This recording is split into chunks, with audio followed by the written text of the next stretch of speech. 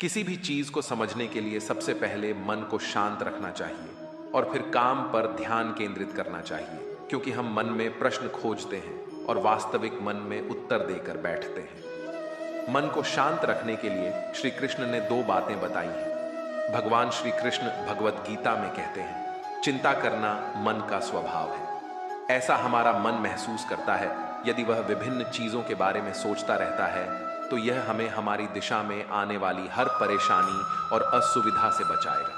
हालांकि ऐसा नहीं होता है। हम अपने जीवन में तनाव और सोच विचार में ढेर सारी ऊर्जा निवेश करते हैं। श्री कृष्ण कहते हैं कि मानव की इस प्रकृति को बदलना कठिन तो है, लेकिन संभव नहीं है।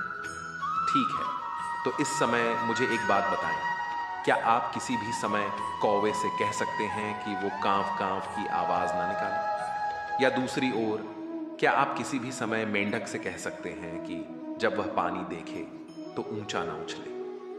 लगभग वैसा ही कुछ हमारे साथ भी घटित होता है। रोजमर्रा की जिंदगी में जो कुछ भी घटित होता है, चाहे वह सौभाग्यशाली हो या दुर्भाग्यपूर्ण, हमारा मन उसके बारे में कांव कांव करना शुरू कर देता है। कांव कांव का अर्थ चिंता करना, परेशान होना है। कोई बुरी बात घटित नहीं होती और मन कठिन परिस्थिति पर ऊंची ऊंची लपटें लेने लगता है। कभी कभी मुझे महसूस होता है कि हम में से कई संख्या में लोग केवल परेशानी सहने के लिए जीते हैं। सारी परेशानियां, पीड़ा, समस्याएं कई मामलों में हमारे मन द्वारा बनाई गई कहानियां होती हैं। भगवान श्री कृष्ण हमें अपने मन को शांत करने और स्थिर करने के दो तरीके बताते हैं। पहला, ध्यान करना। दूसरा, वैराग्य मार्ग।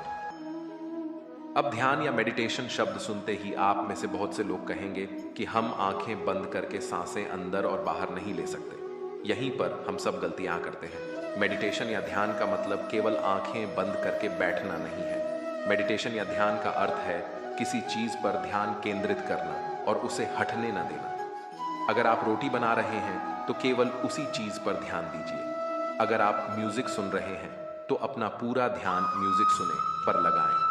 ये मत सोचिए कि म्यूजिक सुनकर आप अपना कितना वक्त बर्बाद कर रहे हैं। जब आप जीवन के हर छोटे बड़े काम को पूरे ध्यान से करते हैं तो आपका जीवन ही एक मेडिटेशन बन जाता है। ऐसे जीवन में शांति, स्थिरता, साहस और सफलता का होना अनिवार्य है। वैराग्य मार्ग, दूसरा उपाय। वैराग्य मार्ग का अर्थ यह नहीं कि आप सब कुछ छोड़कर जंगल में जाकर बैठ जाएं।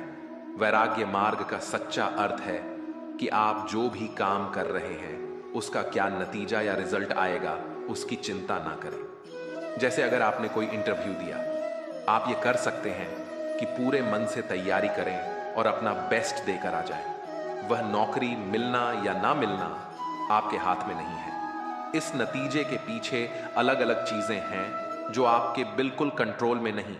तो जिस चीज के बारे में आप कुछ कर नहीं सकते उसके बारे में चिंता भी ना करें। यही वैराग्य का सच्चा मतलब होता है। और यही है भगवान श्री कृष्ण का दूसरा उपाय, मन को चिंता की लपटों से बचाने का। ध्यान रखें, आप एक संपूर्ण व्यक्ति हैं। अंतर्दृष्टि, दृढ़ता और दक्षता से भरपूर एक व्यक्ति। जब आपका दिमाग कौवे की तरह आपको बात बात पर परेशान करने लगे तो उस वक्त प्यार से अपने दिमाग को समझाएं और शांत करें। बस अपने आप पर भरोसा रखें कि आप कभी भी अपने साथ भयानक चीजें नहीं होने देंगे। दोस्तों, इस वीडियो में बस इतना ही। मिलते हैं अगली वीडियो में शाम 7 बजे। जय श्री कृष्ण।